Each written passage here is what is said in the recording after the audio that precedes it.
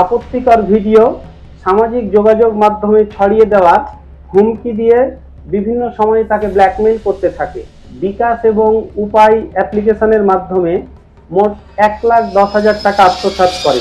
একটি বেসরকারি আর্থিক প্রতিষ্ঠানের একজন ঋণ বিতরণকারী কর্মকর্তা 15 এপ্রিল 2026 তারিখে ঋণ সংক্রান্ত কাজে রাজধানীর রামপুরা থানাধীন দক্ষিণ বনশ্রীর একটি মার্কেটে গেলে এক নারীর সাথে সেখানে তার পরিচয় হয়। সেই নারী ঋণ গ্রহণে আগ্রহী বলে তার কাছে নিজের পরিচয় দেয় এবং এই ভুক্তভোগীর কাছ থেকে তার একটা ভিজিটিং কার্ড নেয়। পরবর্তীতে এই ভুক্তভোগীর সাথে ওই নারীর বেশ কিছুদিন মোবাইল ফোনে নিয়মিত কথা হতো এবং তাদের মধ্যে কথা বলতে বলতে একটা ঘনিষ্ঠ সম্পর্ক গড়ে ওঠে। পরে সেই নারী প্রস্তাব দেয় বনশ্রীর ইউনিটি হাসপাতালের সামনে দেখা করার জন্য।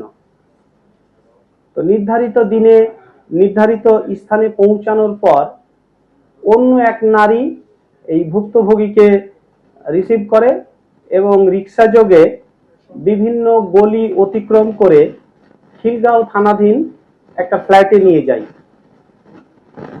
তো ফ্ল্যাটে প্রবেশ করার কিছুক্ষণ পরপরই খুব অল্প সময়ের মধ্যেই অতি দ্রুত সেখানে আরো 4 জন লোক উপস্থিত হয়।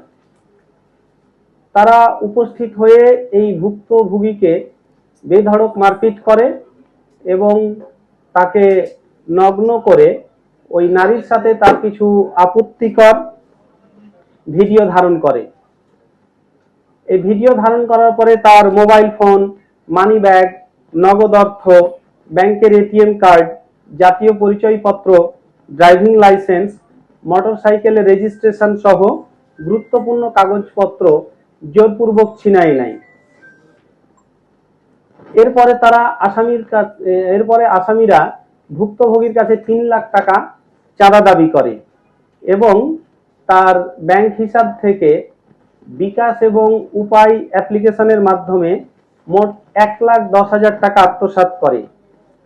একই সাথে আপত্তিকর ভিডিও সামাজিক যোগাযোগ মাধ্যমে ছড়িয়ে দেওয়ার হুমকি দিয়ে বিভিন্ন সময়ে তাকে ব্ল্যাকমেইল করতে থাকে। একটা পর্যায়ে ভুক্তভোগী বাধ্য হয়ে খিলগাঁও থানায় 22 জুন 2026 তারিখে একটা মামলা দায়ের করে। প্রিয় সাংবাদিক বৃন্দ, এই মামলা দায়ের হওয়ার পর ডিবি সাইবার অ্যান্ড স্পেশাল ক্রাইমের সাউথ ডিভিশন এটা গত 2 জুলাই মামলাটা আমাদের কাছে আসে হস্তান্তর হয়ে আসার পরে আমরা প্রাথমিক তদন্ত শেষ করে 3 জুলাই দিবাগত রাতে সারা রাত ধরে আমরা রাজধানীর সবুজবাগ, বাড্ডা এবং খিলগাঁও এলাকায় সমন্বিত অভিযান পরিচালনা করি। এই সমন্বিত অভিযান পরিচালনা করে এই হানি ট্র্যাপ চক্রের মোট 5 জন সদস্যকে গ্রেফতার করি। এই সময় তাদের কাছ থেকে 9টি মোবাইল ফোন, একটি ওয়াকি টকি এবং নগদ 4,000 টাকা উদ্ধার করা হয়। তো আমরা তাদের কাছ থেকে এই জব্দকৃত ডিভাইসগুলো পর্যালোচনা করে প্রাথমিক তদন্তে যেটা পেয়েছি যে এই চক্রটা একই কৌশলে একাধিক ব্যক্তিকে ফাঁদে ফেলে নির্যাতন এবং আপত্তিকর ছবি ও ভিডিও ধারণ করে। এই আলামতগুলা এই ডিভাইসগুলা থেকে আমরা পেয়েছি এবং এই সব তথ্যের ভিত্তিতে সম্ভাব্য আরো ভুক্তভোগী এবং এই অপরাধ চক্রের সাথে জড়িত আরো যারা আছে তাদেরকে শনাক্ত করার জন্য আমাদের তদন্ত চলমান রয়েছে।